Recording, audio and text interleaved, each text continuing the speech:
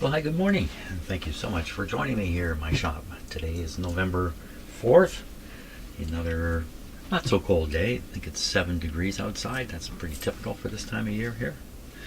So, yesterday I posted a video. It was longer than I expected. I didn't realize how long I'd been in the shop here. Well, I worked on this capacitor to clear its problems. It appeared to have been successful.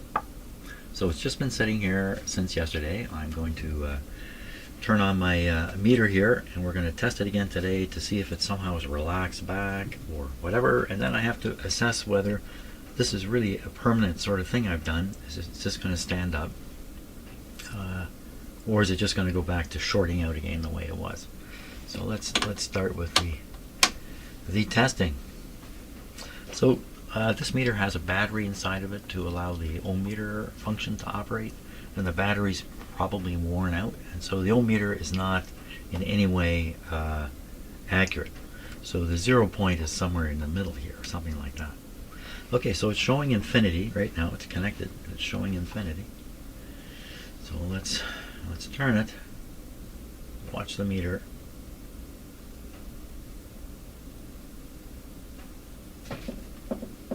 Uh-oh.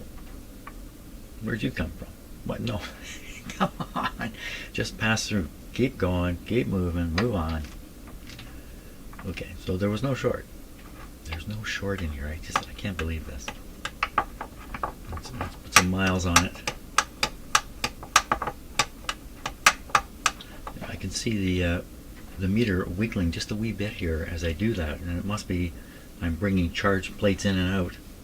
It must be I mean, it's like a needle width moving, but well, it's holding up pretty good. It's not flopping.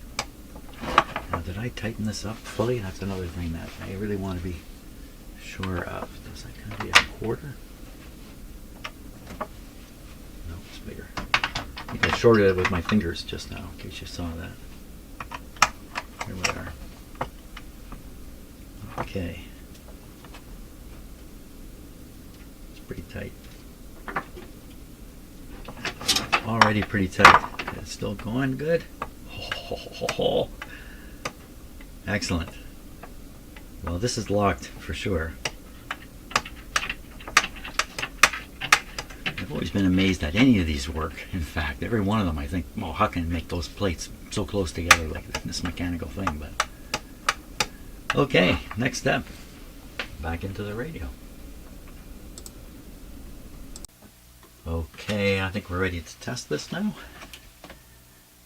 Let's see, I've been, while I'm having my coffee breaks, I've been watching an interview with a man named David Frum. Do you know David Frum? David Frum, a speechwriter for President Bush, the second President Bush, I think it was him.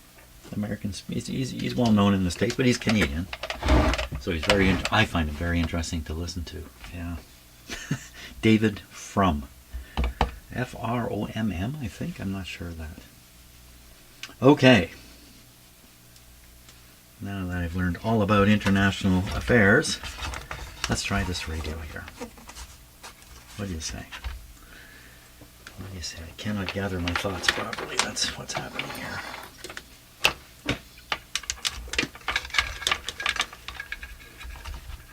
Apparently I said a few things on a video or two ago that upset a few people. Oh well. Okay. Hang on, what are you doing there? What are you doing with my camera, buddy? Okay, that's good. Part of my camera stand just fell off. There we go. I'm gonna plug them in. Okay, going through the dim bulbs. Volume is low. There we go. Through the dim bulbs. Bird, you've been causing a lot of trouble here. We have a mouse that's crawling around in our ceiling in one room in a certain spot, and he's able to get up to the ceiling because of our furniture. We've got a mouse scratching down from below. We got the cat scratching up from above. Yeah, sooner or later somebody's going to come through, going to break through. Okay, so I hear a little buzz out of the speaker.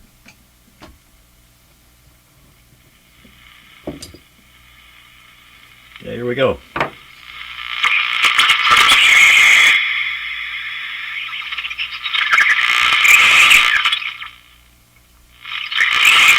She's good. Well, radio's not too good.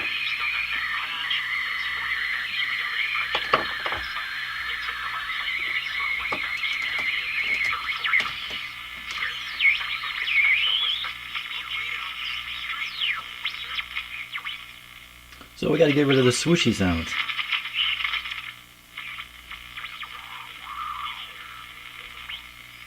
So that's, I'm going to guess, what we're hearing is a heterodyne, which is two frequencies that are close together, and then they produce a new frequency. It's the separation between these two.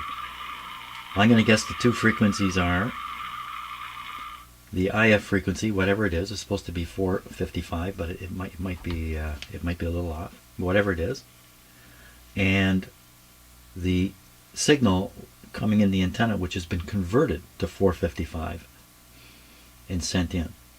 So the one that's coming from the antenna and is converted to 455 is the normal signal we're listening to. What's it beating against that's generating this sound? It's beating against an oscillation in the IF. So the IF is tuned up at one frequency and it's got a lot of amplification in it.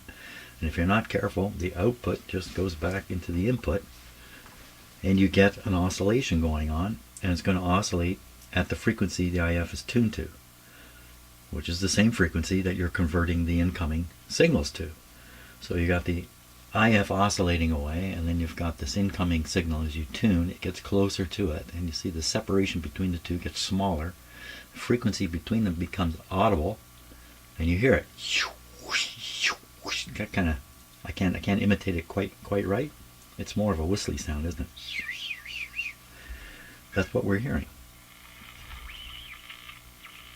That's my theory. So the trick would be stop the signal that's coming out of the IF from getting back into the start of the IF. And so to do that, there are capacitors called decoupling capacitors. They're supposed to see the two things would be coupled together, and you put in this capacitor, they're no longer coupled together, and so you don't get a signal passing from front to back. So we need to look at the schematic. I'm going to turn this off now. We look at the schematic and identify which of these capacitors could be doing this, and then change that one capacitor and see if it doesn't fix everything up like new. This is the speaker screws, which I loosened off earlier. Tighten them back up. Okay, next stop will be the schematic. Actually, next stop is a coffee cup and a little more David Frum. Okay, here's a look at the schematic here. This is that little package I was talking about. What do they call it here? They don't call it anything. I think the proper word for this is a package. What we're interested in is the output of the IF. Here it is here. And the input of the IF, which is over here. And what connects it together. So we see something going here. Connecting it together.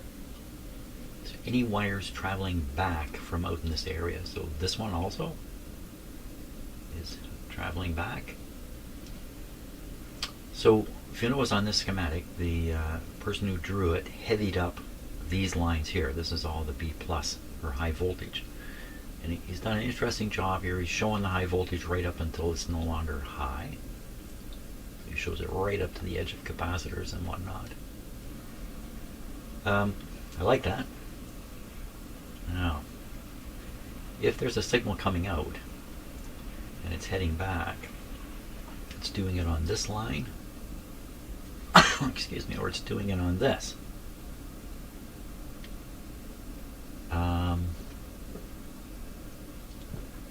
So this line is connected right to the grid of this tube. So if there's anything on this line, it's going to get to this grid and it's going to be amplified and sent through. The looping could be here, or it could be all the way here. So which capacitors are responsible now for trying to stop this from happening? So one very obvious one is this one here. It looks like it says, I'm not sure what it says there, 6.8, 60. Interesting. Now the capacitor I took out of this radio was a 3060, and look what they're showing in it is a 5050, which is what, no, actually that looks more like 5030. 5030. And so there's probably a 6030 in there now, and now I've got 5050 in there, which I'm sure is fine. So we got this capacitor. Now is there anything else that would be trying to stop stuff? See, this connection goes right up to the grid here too. So this capacitor is potentially snuffing a fair bit of stuff out. Now, there's also, well, no, I was going to say that this one here is intended to snuff out or provide, a better way of putting this is to provide an RF ground point right here. So if this capacitor is working really well, then there should be no RF to travel down here and to get back through the front. So this guy might be in some trouble too. But see, it says 220. It's probably a mica type capacitor. It's probably a highly reliable capacitor. Highly reliable doesn't mean perfect though. So I think quite clearly the first one we should go at is this one, C5. Now, where are we going to find that? And it's a down to the chassis. Wait, no. Wait a minute. What's going on here? What is this versus this? This looks like a chassis connection. What is this? This must be the B minus symbol. Maybe it's coming out of here. Yeah, it's coming out of here. So there's a wire in this radio connecting all these points together, or wires doing it.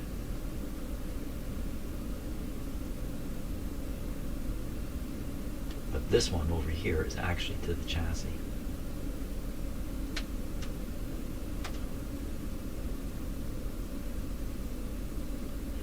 And I always find this kind of curious myself. I don't fully understand what's going on here. Now, isn't there a capacitor also going to the chassis? Is there another? Did we see another? Well, here's one here. Right off the switch. So we need to find this one also and make sure it's in good shape. Replace it, basically. It's I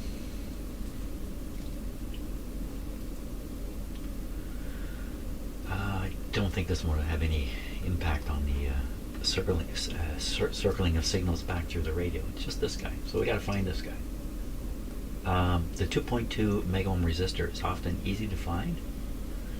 And just to make sure there isn't another 2.2, there's usually a big one up here. Yeah, 6.8, not 2.2. Looks like there's only one 2.2 in here. That should be easy for me to spot it. There's a 22K. That's different though. So red. Is it red, green? Is it? Let's look for this guy here, and then we'll find this guy attached to it. Okay, let's just go looking here and see what we can find. This, make sure it's unplugged. Okay. Ah, who put the speaker here? The speaker's in front of everything. Jeepers. Well, you know, compact radios, this is what happens. So I'm now looking for a red, green resistor in here. Oh boy. Am I going to be able to spot it?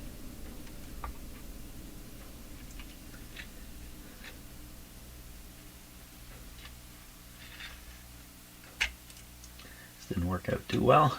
I don't see it.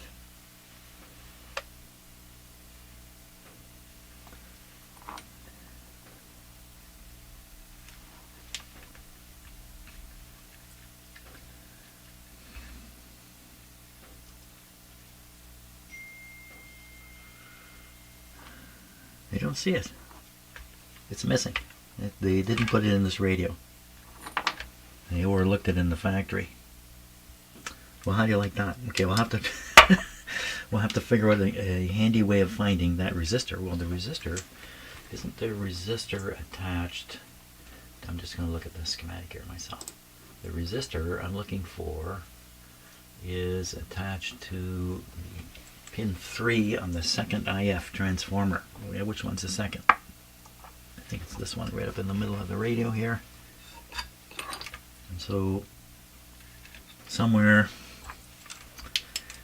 I should find the resistor attached. There it is. I see it. There it is. Yep, and it's attached to a terminal. It's way up under there. Okay, so that then runs to the capacitor I'm after. Okay, so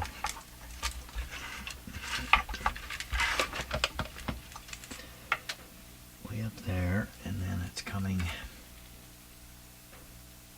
Well, wow. Comes straight along.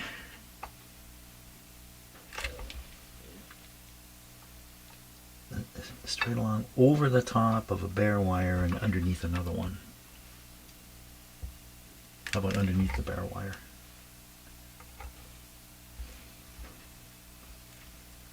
Huh. Okay, so I think, I can't be sure here. Big capacitor is sitting right there though. It's kind of staring me in the face. Well, what's another way of doing this? Can I flex the resistor at all? Yep. No, it's pretty solid in there, but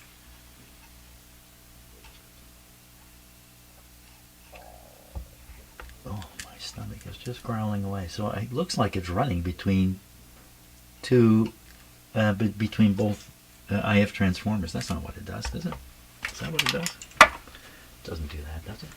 Is it in between both? It is. It's dead between both IF transformers, so that's definitely it. Now I don't know which transformer is which, but on one end of that resistor should be some 6.8 or some kind of big capacitor. So well, clearly this red capacitor is connected to 1, and the other terminal on the other side of the resistor is hooked up to this package. Yikes! We don't want any trouble. We don't want any trouble there. This has got to be the guy. So the other end should go to ground. Go to B minus or go to ground. The other end of this goes to the B minus line. Let's prove that. But I'm really pretty sure that's the right capacitor there. Let's see if we can prove it out. So the ground is not the chassis. Ground is there's a terminal right on the chassis here. Coming back from that tuning capacitor and whatnot.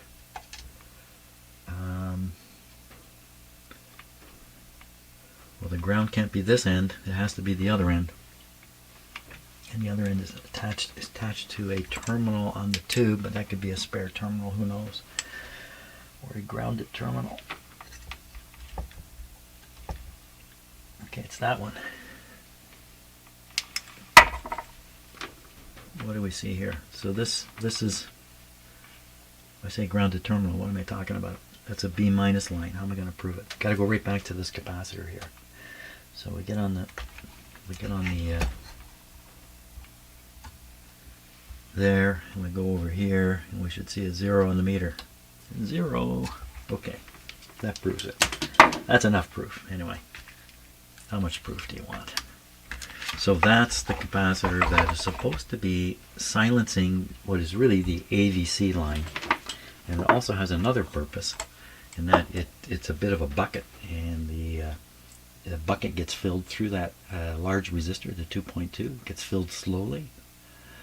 And then the bucket can empty out through the 2.2, but also slowly.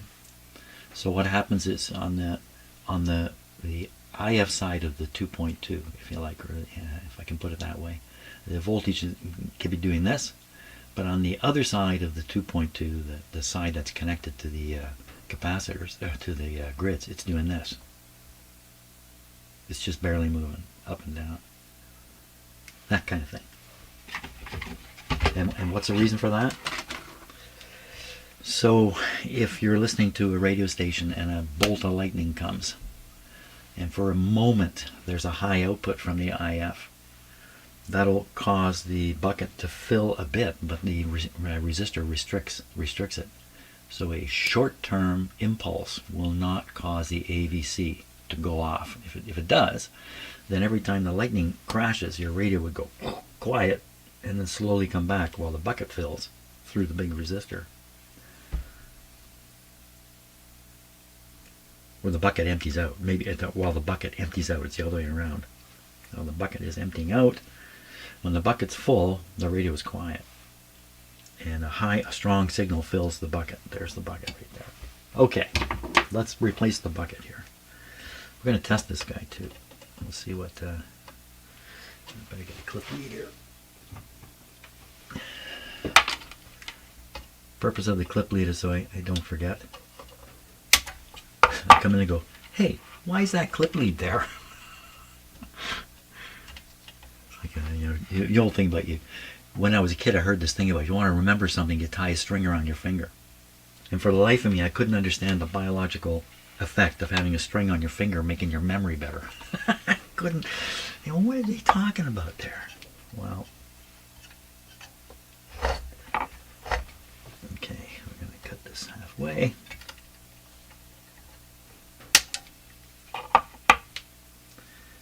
It's a .068, so .07 or something of that sort. Sangamo, 200 volter. Well, let's give it a test. Let's give this guy the test.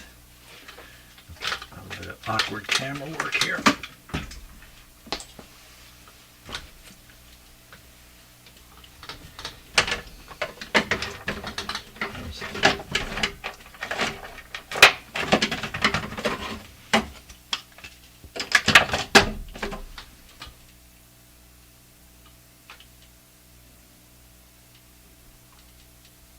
Got it?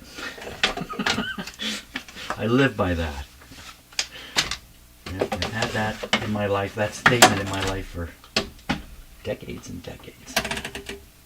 I know you think you understand what you think you heard me say, but I'm not so sure you realize that what you heard is not necessarily what I meant. Capacitor going in.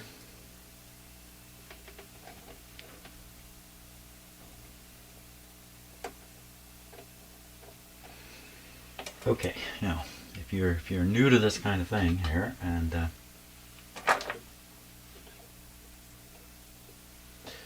there's an eye open here. It's very hard for you to see it in the camera. Let me see if I can.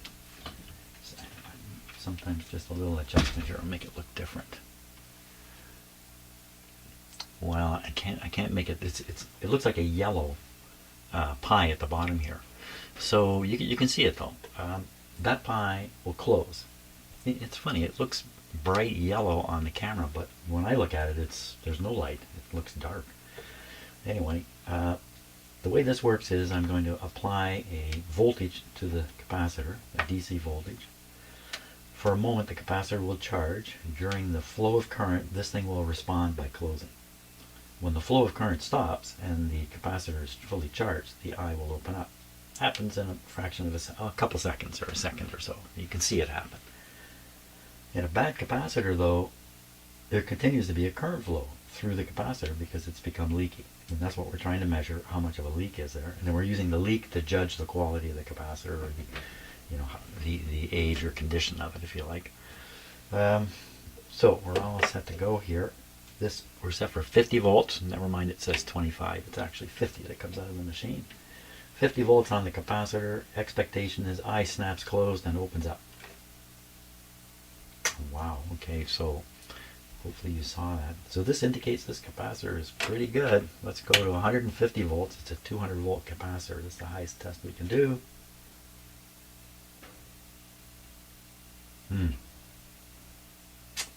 Well, it's not bad. I mean, you can see the pie is about half open.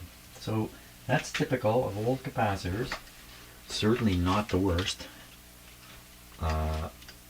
a very bad capacitor. On that test, the pi will not open at all, even on 50 volts. So that's a little surprising. Maybe this isn't the guy that's causing the swooshies. So I'm going to put in a 0.07 into this position, which I did not put the clip on. But I cut it so I could spot the wire. I cut it, there it is up here. That's two systems, so I don't forget what I'm doing. I need 2 systems. I need more than that. I need more coffee. So I'll put the capacitor in there and we'll try the radio and see if the swooshiness has dissipated at all. So I think I mentioned that I'm watching a fairly long interview with David Frum, F-R-U-M, by the way, that's how it's spelled. At the very end he made this statement. Now he's talking to Canadians. It's a Canadian thing. He's Canadian. He says at the very end, to wrap up this long interview, he says, well, we've been thrown out of the canoe and we're in the white water now, and our first task as Canadians is to get to shore. And that's a pretty good description of the situation here in Canada. And we are swimming hard for the shore. There's no doubt about it. Okay, anyway, you may not understand that very well if you're not from Canada, but I think if you're from Canada, you know exactly what I'm talking about. Okay, I haven't put the capacitor in yet, so I will do that. Let's do some more capacitor testing here. So this is the capacitor I just tested on the high voltage tester. And we're going to read it on here. Okay, we'll run it again. Here we go. So 0.09. This is a 0.06 capacitor, and it says 0.09, 92 up here. It's reading higher than what it is. Down below it says the series resistance 3.3 ohms. That should be 0. And V loss, I don't know what to make of that. So that's the condition of this capacitor, which we saw in the tester was not as bad as some, but can you just hold on, Bert, for a moment? Just give me a moment here. Mr. Impatient. Okay. This is a possible replacement. It's come out of my box. This is a NOS capacitor. So how old this is? This is probably fairly old. Never been used though. Let's see what it does. So you notice it doesn't give any effective series resistance. ESR stands for. It doesn't even provide it. It says it's a 0.067, and on it it says it's a 0.068. So I think, this is evidence that this capacitor is in very good shape. Let's put it on the high voltage tester too. Why not? Why not? Because my cat here is just going nuts. What is it? Come with me, he says. Come. Okay, watch what he does. I gotta show you this. He's gonna go down the hall. He's gonna flop on the carpet down there. Watch.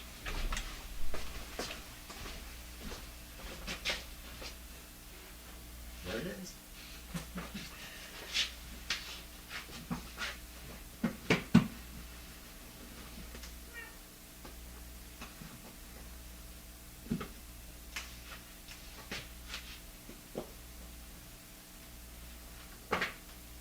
That's it. And that was it. Oh, he came in with me. Okay, I have to go up and play with him now. Come on, buddy, let's go play. Okay, let's do this capacitor again. NOS, what condition is it actually in? So other tests suggest it was pretty good. Okay, hard to see, but there's the pi. We're starting at 50 volts. This is a 400 volt capacitor, 50 volts, right open.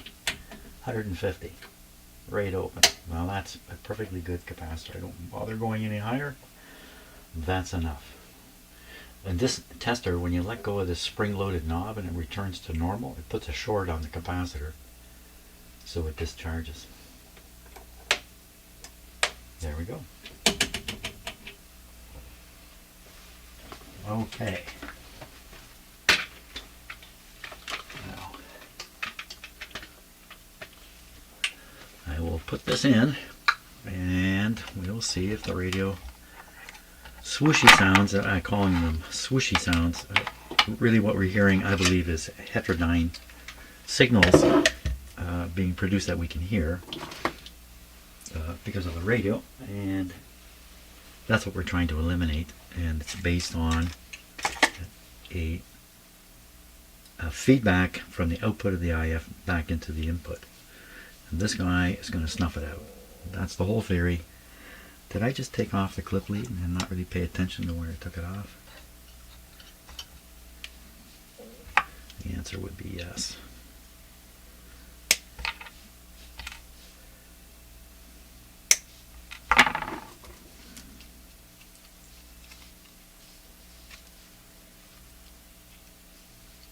Gotta free up the surface electrons here.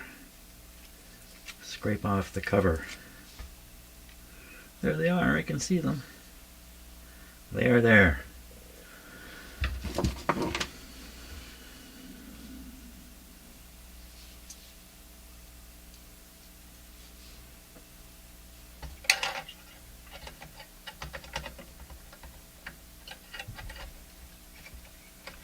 Capacitor's a little big for the spot it's going in.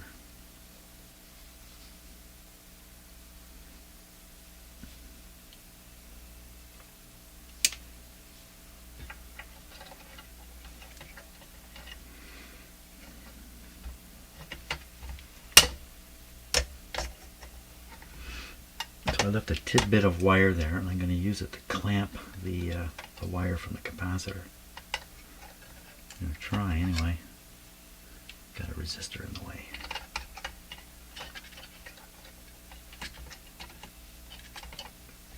Okay, like that. And I just bend the wire over like a clamp there. The other wire is pointing in the wrong direction. Doggone it. I'm going to solder that guy in first, I think.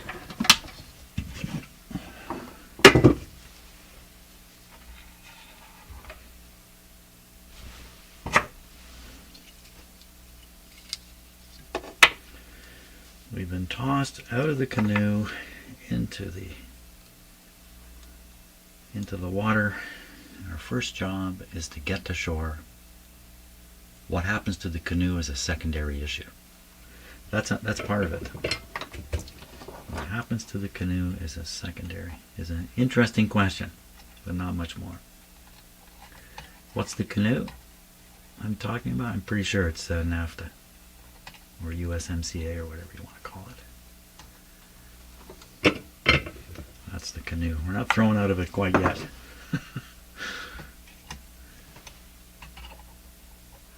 Lots of exciting potential in Canada, but who knows how much of it will really come to fruition.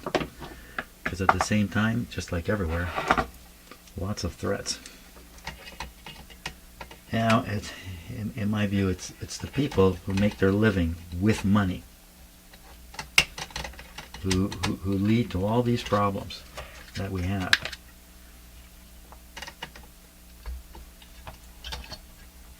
Well, I'm going to ruin this capacitor if I'm not careful here. How would you ruin it? By bending it too much right at the point where the wire enters the capacitor? I mean, you got to be doing potentially mechanical damage inside the capacitor. So, I mean, there are techniques to try to reduce that, given how you...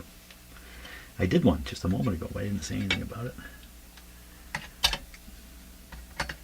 Not doing it now, though.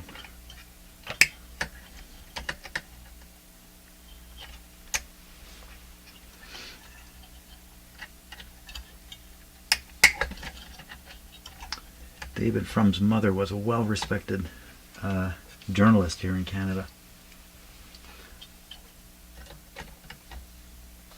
I can't think of her name now. Here we are. That's good. Solder that. Solder that down there.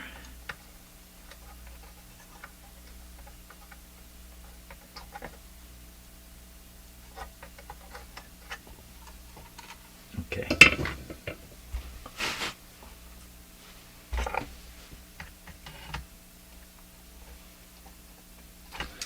Okay, it's good. Will that change the amount of heterodyne in this radio? That's the question. We're going to answer that now. Yeah, that's right. They come out the side here. Where are they? They come out way over there.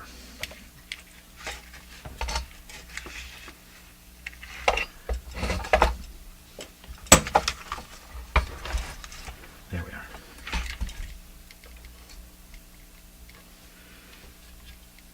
Notice I clean the tubes. Oh, nothing better than clean tubes. Okay, volume's down. Okay, switch is on. Volume up a little bit. Dim bulbs coming. There we go. What happened here? Oh, I didn't plug it in. My usual. Not plugged in. Okay, let's try this time.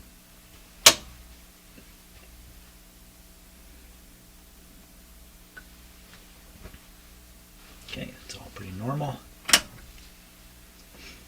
This radio draws a small amount of current compared to other radios, just a few tubes in it. So even with the current flowing through the light bulb, it won't necessarily make the light bulb glow. And the amount of drop happening on the light bulb can be quite small. So almost all the voltage gets to the radio, even though these light bulbs are in the circuit. Ooh, that's a swooshy sound there.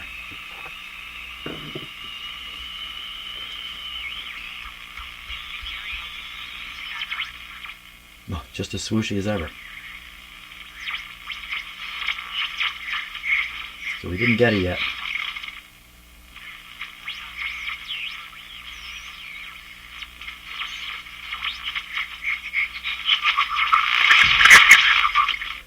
So you see the background noise gets very loud when you got it tuned up this way, and that's probably an indication that the alignment is needs some attention. Okay, well that capacitor did not do it. In fact, I would say it didn't really have any effect at all on the swooshy. So what about all my theory? I don't know. Got the wrong theory. Okay, we need a new theory. We need to look at the schematic here and theorize. Okay, another possibility here. Might be this one. Why? I don't know. There's not many capacitors in here, so what other one could be a problem? Didn't I say this one might be?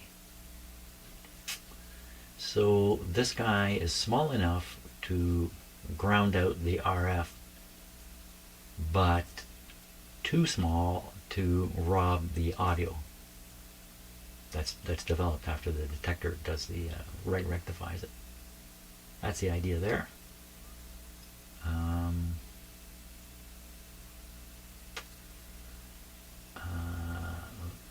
See, I'm looking for another capacitor that is involved, and really these two are part of the picture, but they're mostly filtering the 60 cycles. They don't work well at RF or as well.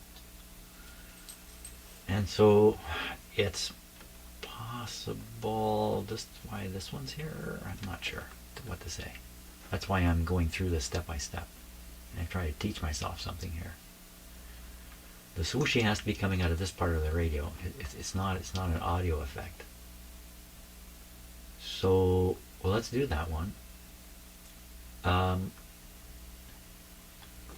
We also have, well, this one goes to the chassis. Let's do this one first. A 0.05 C12 somewhere attached to the rectifier tube, pin 7. Okay, rectifier tube, pin 7. I'm coming for you. Rectifier tube, pin 7.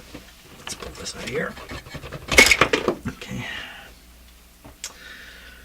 Rectifier tube, pin 7. So the rectifier tube is way down there. Pins. Oh, this is probably it right here. Pin 7. Yeah, it's hooked right onto pin 7. Pin 7 is also connected to pin 1. It's connected right across to pin 1.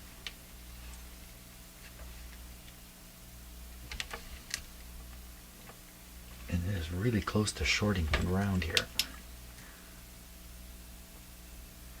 Wow.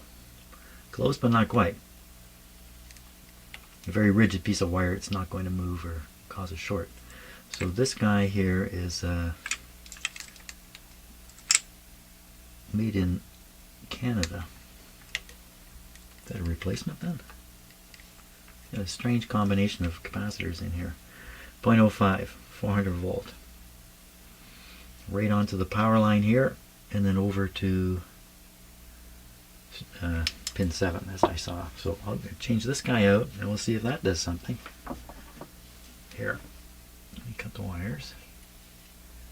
Again, I'll leave the wires sticking out, part of the wires, so I know what I'm doing.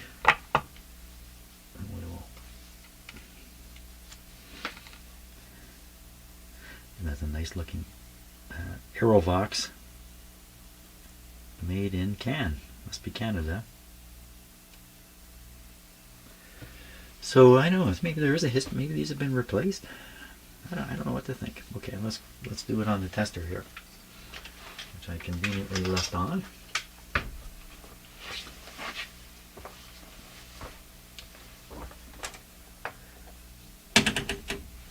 I thought I turned it off. I didn't quite get it all the way. That's what happened there.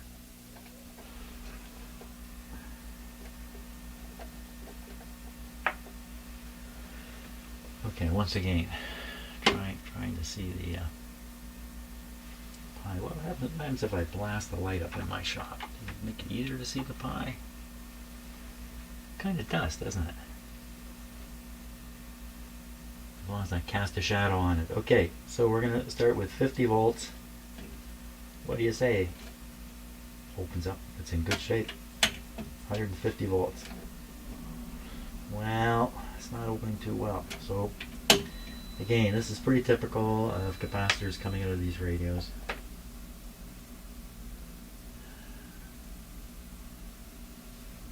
.05 going in. And we'll see if that one ends the swooshy deal here. Pretty bright in here.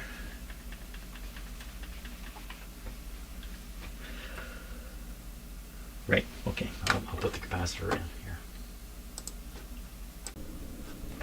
Okay, time for another test. The capacitor is in. Let's put it this way. Kind of got the speaker kind of sealed off there a little bit. That's not really the best. Maybe I can just stick a little stick there. Here's one. Just so it's not sealed so tightly on the, just give a little air gap. Okay, Mr. Radio, what are you going to do this time? Here we go. Dim bulbs.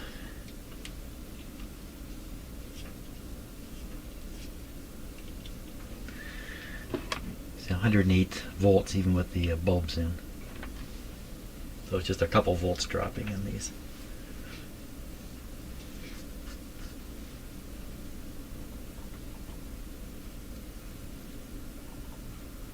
Patience.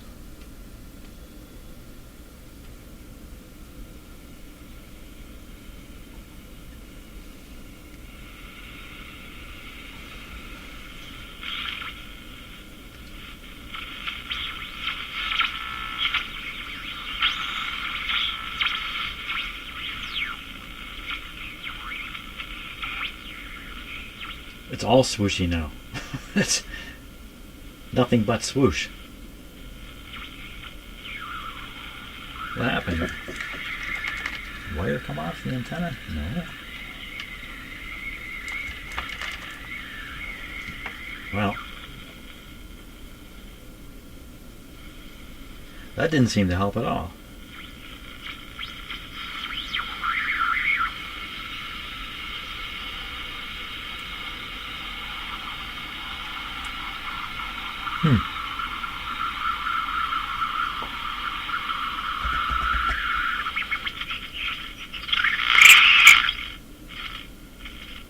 Very bad alignment, I think, because there's almost no hiss here, but lots up there.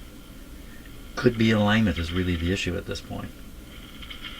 The swooshiness is still there. Well, I think there's more capacitors to go. Let's just keep going on them. This is the only way to discover things. Who's next? So I'm gonna get a little awkward here because I think I've trapped one down here, and I got this big one. Hey, why don't we do this big thing? Let's do. Hey, this is the big one that probably goes to the chassis. Let's see, let's go. Oh, looks like it's hooked on the power line there, and the other side is definitely not going to the chassis.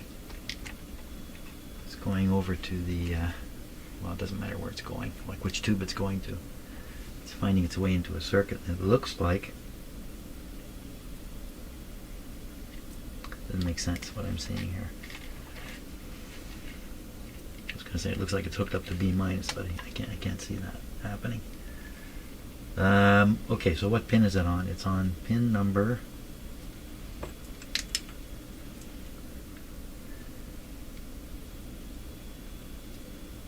okay, 1, 2, 3, 4. Pin number 4 of the detector tube. I believe that's the detector tube here. This one here, I think. Pin 4 of the detector tube. Who's there? Pin 4, 7. Oh, look at that. Pin 4 is not used. So pin 4 is a spare on this tube, and they've used it. That makes things a little more difficult here. I'm just looking back at the radio. Let's see. The capacitor's connected to a whole bunch of stuff here. There is a resistor right off the end of the capacitor, and it's brown, green, brown, so that's 15, that's 150. That would sound like a cathode resistor on that too. What? Oh, could be finding ground. It could be coming back. It's coming back from what is the output tube. It's probably finding ground. So that's what that pin probably is. That pin is B minus. But then we've got a capacitor running. That doesn't make sense to me. This is a 0.07 or 0.068, like this one. Only it's hooked up. One side of it is, there it is. It's this one. Yeah. Oh. From the open side of the switch. Right, from the B minus line through the capacitor over to the chassis. Well, I don't see that this is connected to the chassis. I see it connected. I mean, it's coming right off the switch, right off the back of the switch, just like this one shown. The other side goes to a black wire. Or am I not seeing it right? Let me look again. Coming off here, I don't think there's any doubt it's going over to yonder pin where it encounters and 4 and 5 are tied together, and then all kinds of wires coming off, including this capacitor. That's got to be a B minus point. Everything's going to it. So we probably have the is there a cathode resistor on the output tube for 150? Let me take a look myself. The output tube, 150 ohm cathode resistor. One side going to ground. And okay, okay. Oh, what happened? What just happened? Okay, I'm not sure what was on your screen there for a moment. Maybe nothing. Okay, so I'm trying to identify this guy and having trouble. But I mean, there's only how many 0.068s? How many? Okay, I'm going to look again. I'm going to stop here. I'll figure this out. That's a better way. Well, maybe I've run into another anomaly here. So this arrangement This is basically a capacitor between the B minus, which is what this represents, the B minus wire or circuit, and the chassis. So this connection is obvious. I can see it. The capacitor is hooked right to the pin here of the switch. Capacitor says 0.068 right on it. But this side does not go to the chassis. It's going, I don't know where. We got to figure out where it's going. Okay, let's go back to the radio, and I'm going to show you that this side of this capacitor does not go to the chassis the way it's shown here. So my ohm meter.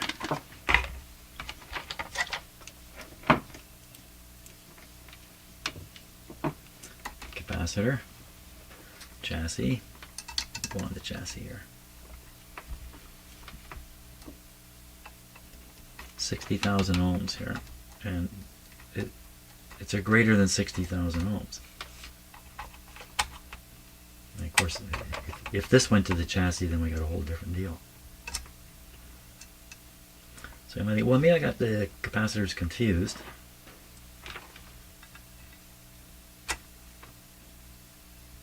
Doesn't go to the chassis over here. That's the other big one. So what have they done here? So where is this wire going? So we pick off B minus. I think I'll use a clip lead here. B minus, we'll pick it off right here. And the filter capacitors.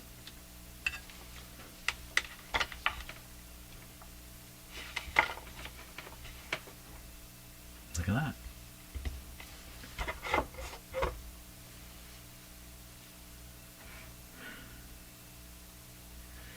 Oh my gosh. So is this is really intended to be hooked up to the chassis? That's an interesting question. What is so there are some chassis connections way over here in the antenna area.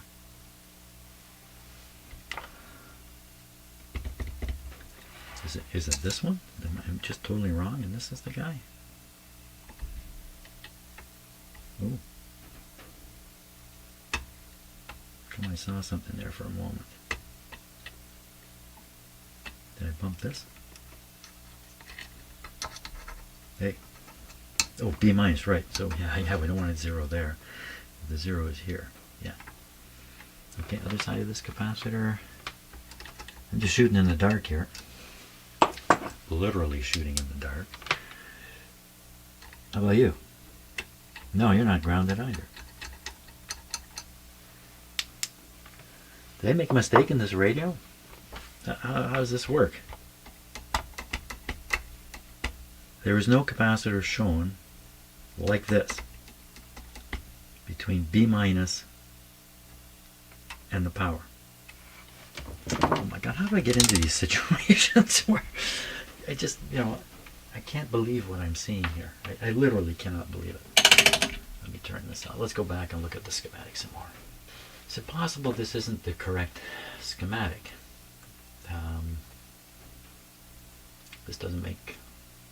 This makes sense. What's in the radio doesn't make sense.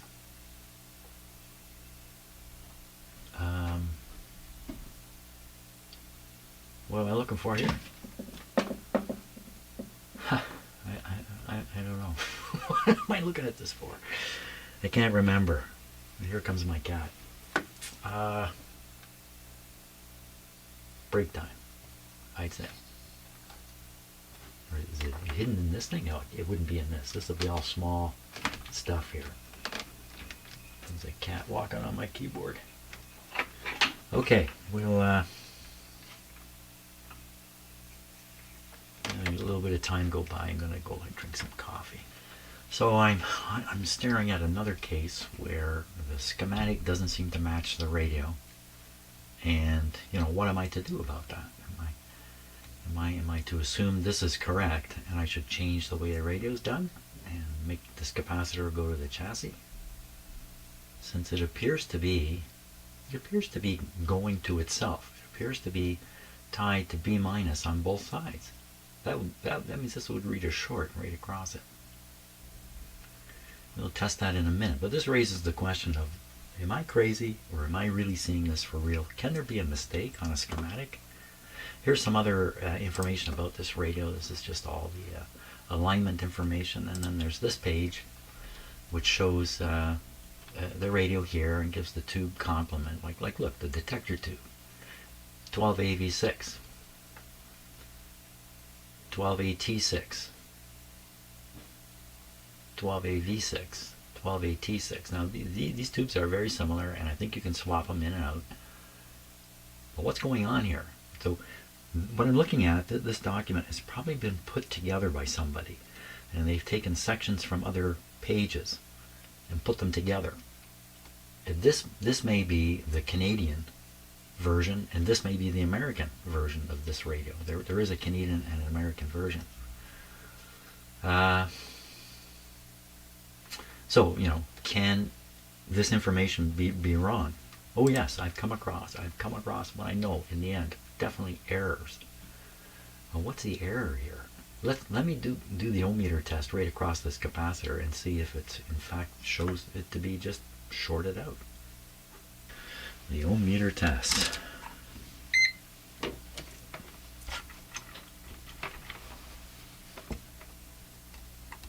Check the meter. Whoops. Oh, look at that. It's not that the capacitor is shorted. It's that it's installed in parallel with the B minus wire. This has to be an error.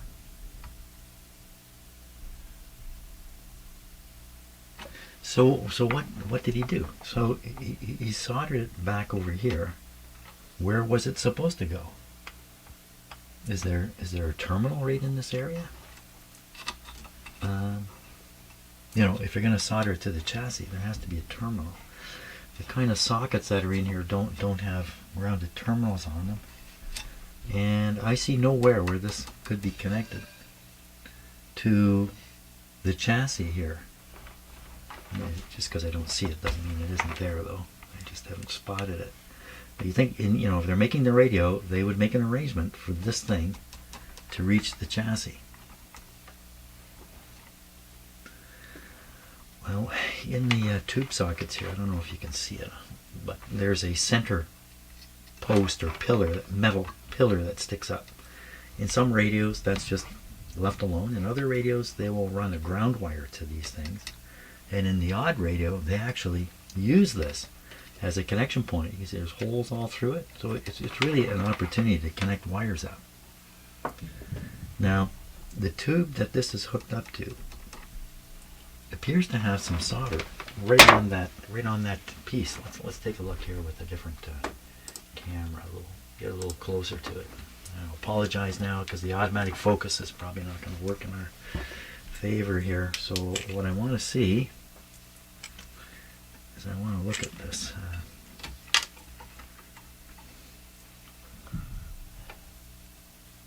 I'm going to focus on something.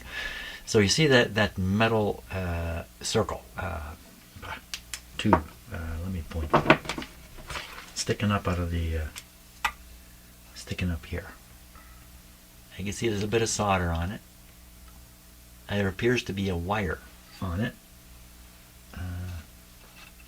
right over here. This would most likely be tied down to the chassis. Again, how did they do it there? Can we get in there and see anything?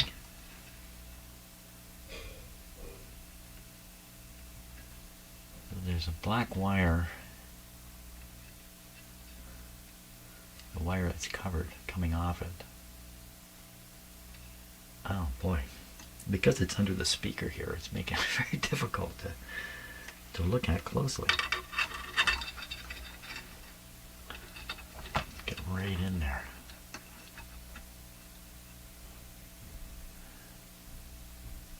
It's definitely something soldered there. So my thinking is, Capacitor lead was brought over. It was aimed for this center post, but it ended up on this terminal. That's what I think is maybe happened. And I guess it would be something you wouldn't necessarily find. You know, when the radio's finished, no doubt they test play it, and I guess they just can't pick up on it, on this kind of problem. So how bad would it be to connect this guy right to the chassis? How bad could it be? I don't think it could be bad at all. I got to figure out where that wire's going back there, so I'm going to just work on that on my own here. I'm going to stop the video and then immediately realize all I got to do is take my ohm meter and look for the resistance between that post and the chassis here.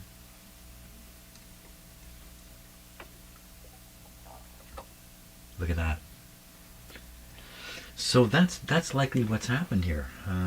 The fellow put this in and he just put it on the wrong connection. It really should go just a little bit further and get on the center post. Well, I'm not going to do it right now. I'm going to think about it a little bit. Yeah, just ponder this situation. The capacitor right on the power supply. You got to think about that a little bit. Okay, just to recap the situation. There's supposed to be a 68, a 0.06 capacitor or 0.07 capacitor connected to the incoming power line and then connected to the chassis. Here's a capacitor connected to the power line. The wire is on its way to a chassis type connection but falls short and gets connected to a regular terminal, actually a B minus terminal. So it's B minus to B minus now. The ohm meter reading shows 0 across it. That's kind of dumb. Why would you have a capacitor with 0 resistance? Only if it's shorted itself, which I don't think that's what we're looking at here at all. So schematic shows it very clearly. There's only two 0.07 capacitors in here. I've already replaced one of them over there. And it looks the very same. Does it look the very? It does not look the very same. 0.068. This is a 200. This is a higher voltage capacitor here. My options: replace the capacitor in the same place, replace the capacitor, and somehow tie it to the chassis. I'm going to use that connection that I pointed out up there. Sounds like replace the capacitor no matter what, of course. The radio's behavior is suggestive of the chassis not being tied back to the B minus through a capacitor. And what happens then is the chassis becomes an antenna. It's going to pick up signals and noise. It's going to convey them around the radio. It's going to come off the chassis just through induction, get into coils. Who knows what might happen. So that's one of the reasons why you want a capacitor kind of draining the chassis into the B minus circuit. Well, I guess we can cut this guy out and test him. May not be much of a lead left on the one end there. Both ends potentially, so I'm gonna cut this here, leave a little wire.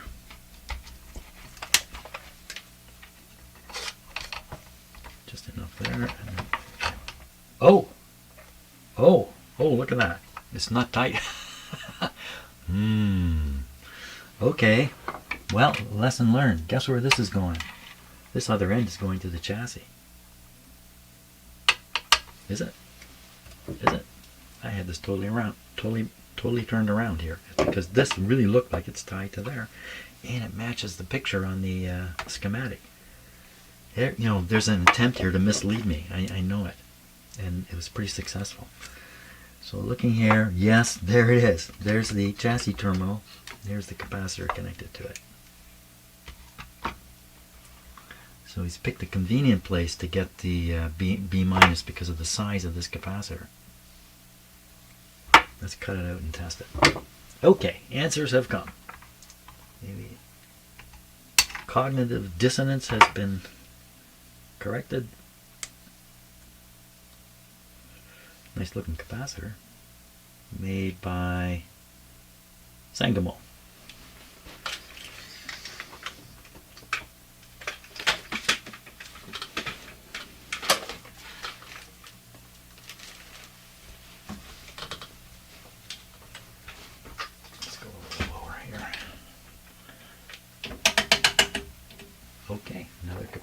test.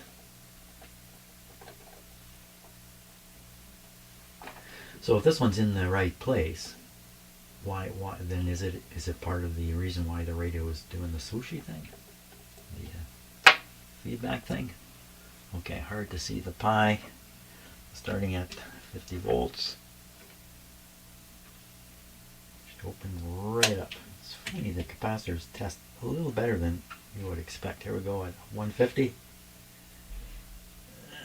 It's opening. So it's just a typical old capacitor from an old radio. Could that be enough to set up a hum because the chassis is not being handled properly? I don't know. It's not a hum either. It's a. Let's put it on the other tester. This one works in a completely different way from the high voltage tester we just used.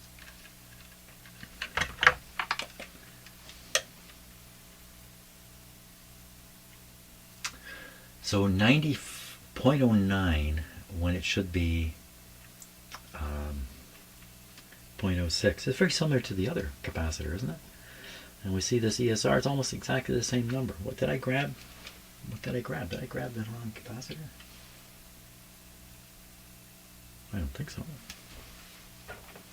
No, I don't think so. It's exactly the same though. Equivalent effective resistance, 3 ohms. Well, that sounds like a short circuit, doesn't it? Doesn't that sound like almost a short circuit? Now, comparing with an ohm meter is different. I mean, this is not a very reasonable test, but let's do it. Your finger on one side, but not the other. Yeah, at 600. What are you doing? Put it up high. 6 million ohms. So you saw it just charged the capacitor, but it's 60 million ohms here.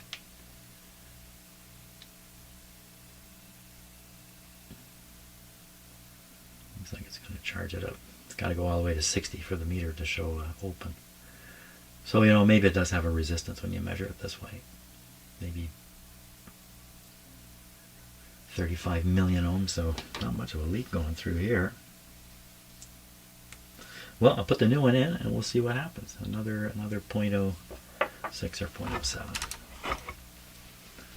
And then I think I'm done for today here. Okay, let's see what happens now. Don't think this would quiet the radio, but I'm not sure. My theories have gone down the drain to this point, so I best not offer one. Okay, a little bit up on the volume. Plug it in, and away we go. Watching the dim bulbs, doing the right thing.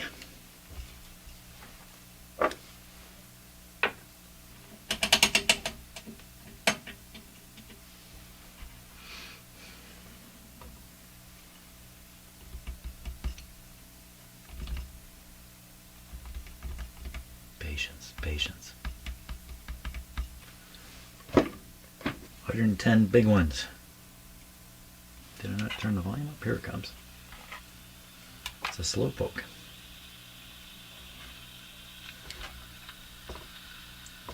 Here we go, tuning.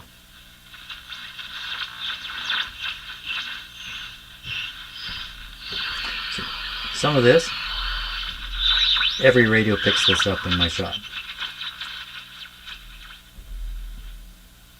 Where's all the stations go? I mean, this did receive something, didn't it, before? Let me make it better.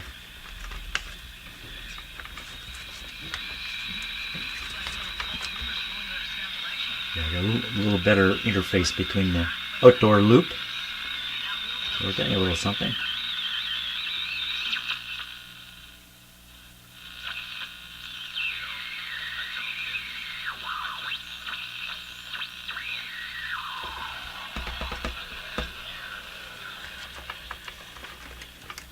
If we take away this boosting, there's nothing left in this radio.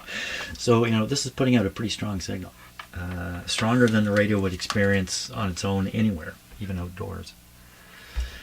Okay, I think I'm going to stop at this point and admit defeat to here, more or less. And tomorrow, and there's a couple more capacitors in there to change out. And just keep plugging away at it and see if we can't make this guy sound a little better than it does now. Thanks a lot for watching, and see you on the next video.